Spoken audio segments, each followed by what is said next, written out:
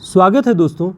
Haryana assistant professor भर्ती परीक्षा की तैयारी के क्रम में हमारी जो ये अगली क्लास है, आज की इस क्लास में हम ठकुरी बाबा जो रेखा चित्र है महादेवी वर्मा द्वारा लिखित, आज इसके बारे में हम बात करेंगे कि इसका मूल उद्देश्य क्या है, इसके कथ्य क्या हैं, इसमें किन किन चीज़ों का वर्णन है, वो सारी बातें विस्तृत ढंग से हम बातचीत करेंगे।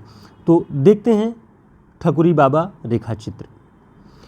सबसे पहले परिचय के रूप में महादेवी वर्मा जी का परिचय हम देखते हैं कि आधुनिक मीरा के रूप में इन्हें जाना जाता है। ध्यान रखेंगे, आधुनिक मीरा महादेवी वर्मा को कहा जाता है। निराला जी इन्हें हिंदी के विशाल मंदिर की सरस्वती कहते थे। ठीक है। इनका जीवन काल 1907 से 1987 ईस्वी तक रहा है। फर्रुखाबाद उत्तर प्रदेश में इनका जन्म हुआ है। मैं नीर भरी दुख की बदली, यह महादेवी वर्मा जी की काव्य पंक्ति है। तेरा वैभव देखूं या जीवन का क्रंदन देखूं, ये भी महादेवी जी की पंक्ति है।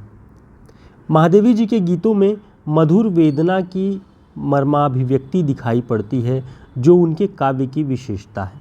इतनी बातें महादेवी वर्मा जी के बारे में थोड़ा सा आप देखते रहेंगे। आगे देखते हैं। सबसे पहले रेखा चित्र विधा की ये रचना है, तो हमें देखना है कि रेखा चित्र होता क्या है। रेखा चित्र को समझने के लिए हमें सबसे पहले थोड़ा सा संस्मरण के बारे में जानना पड़ेगा, क्योंकि संस्मरण और रेखा चित्र लगभग एक सा ही पर्याय देने लगते हैं। उनके अर्थ के बारे में जब हम देखते हैं तो एक ही अर्थ ध्वनित होता है, लेकिन दोनों में अंतर है। जो मूल अंतर है वो जब आप ध्यान रखेंगे तो संस्मरण और रेखा चित्र से संबंधित कोई भी प्रश्न होंगे वो आप बेहतर ढंग से कर पाएंगे। रामचंद्र तिवारी जी लिखते हैं कि स्मरण वही रहता है जो महत, विशिष्ट और विचित्र और प्रिय भी हो। संस्मरण में विषय और विषयी दोनों ही रूपायित होते हैं, इसलिए इसमें स्मरणकर्ता पूर्णतः तटस्थ नहीं हो पाता।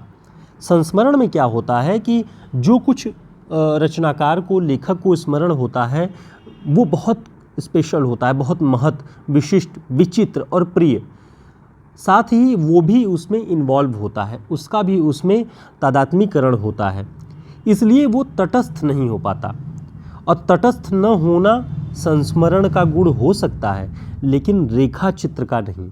रेखा चित्र का अर्थ है कि आप स्केचिंग करें किसी चीज़ के, तो मान लीजिए आपने किसी के चेहरे को बनाना शुरू किया, आप एक रेखा चित्रकार हैं, तो उस स्केचिंग में किसी के चेहरे पर कहाँ ढलान है, कहाँ ऊंचा बनाना है, कहाँ गहराई, बहुत सारी चीज़ें, तो स्केचिंग में हूबहू यानी पूरा का पूरा 100% देने का प्रयास होता है। उसमें कुछ भी अलग से, किसी को आप पतले को मोटा नहीं बना सकते, ये रेखा चित्र की शर्त होती है।